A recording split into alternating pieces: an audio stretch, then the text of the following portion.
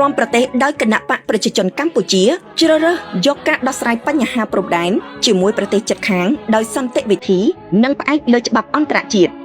កម្ពុជាត្រូវការតែយុត្តិធម៌ភាពត្រឹមត្រូវនិងច្បាស់លាស់ក្នុងការកំណត់ខ្សែព្រំដែនជាមួយប្រទេសជិតខាងដើម្បីកុំឲ្យបញ្ហាព្រំដែននេះមិនអាចចប់ជាមួយគ្នា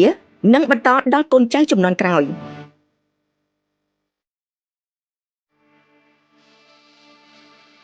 នេះជាប្រសាសន៍ដឹកនាំដ៏ខ្ពង់ខ្ពស់របស់សម្ដេចមហាបវរធិបតីហ៊ុនម៉ាណែតនាយករដ្ឋមន្ត្រីនៃព្រះរាជាណាចក្រកម្ពុជានៅថ្ងៃទី15ខែមិថុនាឆ្នាំ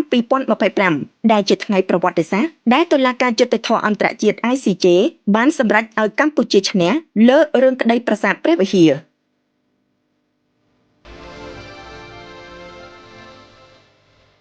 រាជរដ្ឋាភិបាលកម្ពុជាដែលកំពុងដឹកនាំដោយគណៈបកប្រជាជនកម្ពុជាដែលបានបង្ហាញនូវគោលបំណងយ៉ាងម៉ឺងម៉ាត់និងច្បាស់លាស់បំផុតគឺថែរក្សាសន្តិភាពដែលរកបានដោយកម្រដោយយកជីវិតធ្វើដើមទុនរបស់សម្ដេចអគ្គមហាសេនាបតីតេជោហ៊ុនសែនប្រធានគណៈបកប្រជាជនកម្ពុជានិងជាប្រធានព្រឹទ្ធសភានៃព្រះរាជាណាចក្រកម្ពុជាក្នុងការដឹកនាំកម្លាំងអ្នកស្នេហាជាតិប្រមូលផ្ដុំការតស៊ូសង្គ្រោះជីវិតប្រជាជននិងរំដោះជាតិពីរបបប្រល័យពូជសាសន៍ប៉ុលពតនាថ្ងៃទី7ខែមករាឆ្នាំ1979គណៈបកប្រជាជនកម្ពុជាបានបន្តដឹកនាំការកសាងប្រទេសពីបាតដៃទទេពីគំនរផេះផង់ក្នុងបរិយាកាសដៃម្ខាងការពារវិលត្រឡប់នៃរបបអាវខ្មៅដ៏សាហាវយំខ្នងដៃម្ខាងប្រឹងប្រែងអភិវឌ្ឍជីវភាពប្រជាជនស្ដារនិងកសាងប្រទេសថែមទៀតក្រោមការដឹកនាំដ៏ប៉ិនប្រសប់និងឈ្លាសវៃបំផុតសម្ដេចតេជោហ៊ុនសែនប្រធានគណៈបកប្រជាជនកម្ពុជាជាបន្តបន្ទាប់បានពុះពៀគ្រប់ការលំបាករហូតបានបង្រួបបង្រួមជាតិបញ្ចប់សង្គ្រាមនយោបាយឈ្នះឈ្នះដោយនាំយកសន្តិភាពនិងស្ថិរភាពនយោបាយពេញលេញជូនប្រជាជនកម្ពុជានិងមាតុភូមិកម្ពុជានាថ្ងៃទី29ខែធ្នូឆ្នាំ1998និងថែមទាំងបានធ្វើឲ្យកម្ពុជាមានការរីកចម្រើនជាបន្តបន្ទាប់រហូតដល់សព្វថ្ងៃ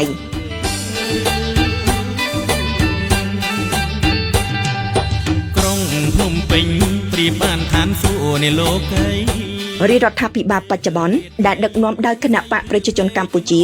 និងសម្ដេចមហាបវរធិបតីហ៊ុនម៉ាណែតនាយករដ្ឋមន្ត្រីនៃព្រះរាជាណាចក្រកម្ពុជានិងជាអនុប្រធានគណៈបកប្រជាជនកម្ពុជាជាអ្នកដឹកនាំបន្តវេនប្រកបដោយសក្តានុពលនិងចក្ខុវិស័យច្បាស់លាស់បានបន្តជ្រោងទង់សន្តិភាពនិងការអភិវឌ្ឍជនជាតិមាតុភូមិកម្ពុជានិងនៅជាមួយប្រជាជនគ្រប់កាលៈទេសៈព្រមទាំងបន្តដឹកនាំប្រទេសឆ្ពោះទៅសម្រេចបានចក្ខុវិស័យឆ្នាំ2030ជាប្រទេសដែលមានចំណូលមធ្យមកម្រិតខ្ពស់និងនៅឆ្នាំ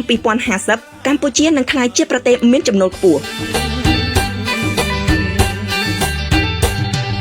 រាជរដ្ឋាភិបាលបន្តវេនសម្រេចបានសមិទ្ធផលជាច្រើនទាំងកម្រិតជាតិនិងអន្តរជាតិរហូតទទួលបានកិត្តិស័ព្ទល្បាញល្បីគ្រប់ទិសទីពេញសកលជាប្រទេសដែលមានការអភិវឌ្ឍឆាប់រហ័សនិងប្រជាជនមានជីវភាពរីកចម្រើនជាលំដាប់ទាក់ទាញបានការវិនិយោគបង្កើនការងារអភិវឌ្ឍហេដ្ឋារចនាសម្ព័ន្ធបម្រើឲ្យឃើញសេដ្ឋកិច្ចជាតិមានកំណើនសេដ្ឋកិច្ចជាបន្តបន្ទាប់ចំនួន 6% នៅឆ្នាំ2024និងត្រូវបានព្យាករណ៍មានកំណើនជាង 6% នៅឆ្នាំ2025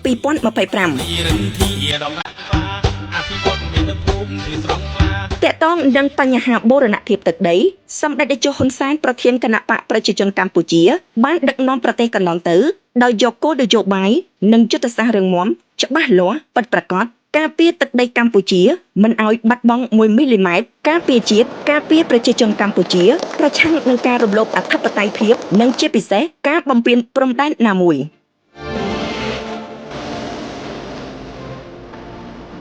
នៅពេលបច្ចុប្បន្នរាជរដ្ឋាភិបាលរបស់គណៈបកប្រជាជនកម្ពុជាដែលដឹកនាំបន្តដោយសម្ដេចមហាបវរធិបតីហ៊ុនម៉ាណែតនាយករដ្ឋមន្ត្រីនៃព្រះរាជាណាចក្រកម្ពុជានិងជាអនុប្រធានគណៈបកប្រជាជនកម្ពុជាបានដាក់ចេញគោលនយោបាយយុទ្ធសាស្ត្រជាតិដោះស្រាយបញ្ហាដោយសន្តិវិធីក្នុងការកំណត់ខ្សែព្រំដែនដើម្បីកុំឲ្យបន្តដល់កូនចៅជំនាន់ក្រោយក្នុងពេលជាមួយគ្នានេះបានពង្រឹងខឿនការពារជាតិបំពាក់សម្ភារៈបច្ចេកទេសវិទ្យាសាស្ត្រនិងមូលធនមនុស្សឲ្យមានការរីកចម្រើនឥតឈប់ឈរ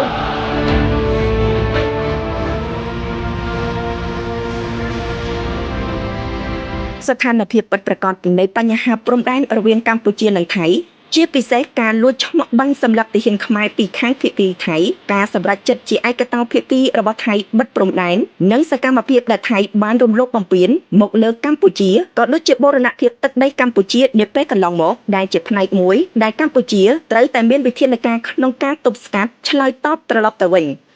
ក្នុងពេលនេះរដ្ឋាភិបាលរបស់គណបកប្រជាជនកម្ពុជាមានជំហរម៉ឺងម៉ាត់ក្នុងការដោះស្រាយបញ្ហាព្រំដែនជាមួយប្រទេសថៃដោយសន្តិវិធីនិងច្បាប់អន្តរជាតិដោយបានបញ្ជូនលិខិតជាផ្លូវការទៅកាន់តុលាការយុត្តិធម៌អន្តរជាតិ ICJ ដើម្បីជួយស្វែងរកដំណោះស្រាយពាក់ព័ន្ធទៅនឹងបញ្ហាវិវាទព្រំដែននៅតំបន់ប្រាសាទតាមាន់ធំប្រាសាទតាមាន់តូចប្រាសាទតាក្របីនិងតំបន់មុំ3នៅក្នុងភូមិសាស្ត្រខេត្តព្រះវិហារនិងឧត្តរមានជ័យការដឹកនាំនេះបានទទួលការគាំទ្រយ៉ាងពេញទំហឹងពីប្រជាពលរដ្ឋគ្រប់ស្រទាប់វណ្ណៈនៃមហាគ្រួសារខ្មែរនៅគ្រប់ទិសទីខណៈកងកម្លាំងនិងសភាវុធរបស់កម្ពុជាត្រូវបានត្រៀមបម្រុងជាប់ជាប្រចាំដើម្បីការពារទឹកដីក្នុងករណីមានការឈ្លានពានណាមួយ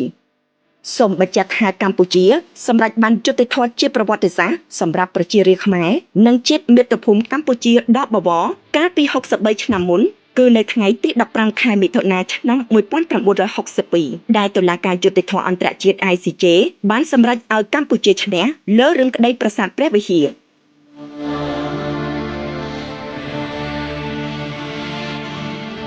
ការដឹកនាំប្រទេសរបស់គណបកប្រជាជនកម្ពុជាបានបង្ហាញយ៉ាងជាក់ច្បាស់ថាកម្ពុជាត្រូវការតែយុត្តិធម៌ភាពត្រឹមត្រូវនិងច្បាស់លាស់មួយក្នុងការកំណត់ខ្សែព្រំដែនជាមួយប្រទេសជិតខាងដើម្បីកុំឲ្យកូនចៅជំនាន់ក្រោយនៅបន្តមានបញ្ហាមិនចេះចប់ជាមួយគ្នាជាពិសេសនោះគឺបងប្អូនជនរួមជាតិទាំងអស់បានផ្ដល់ការទុកចិត្តយ៉ាងពិតប្រាកដគ្រប់ទិសទីមកលើរដ្ឋាភិបាលកម្ពុជានីតិកាលទី7ដែលដឹកនាំដោយគណបកប្រជាជនកម្ពុជាក្នុងការខិតខំប្រឹងប្រែងធ្វើកិច្ចការងារនេះប្រកបដោយឆន្ទៈនិងការទទួលខុសត្រូវខ្ពស់ដើម្បីការពារបូរណភាពទឹកដីនិងឧត្តមប្រយោជន៍របស់ជាតិនិងប្រជាជនកម្ពុជា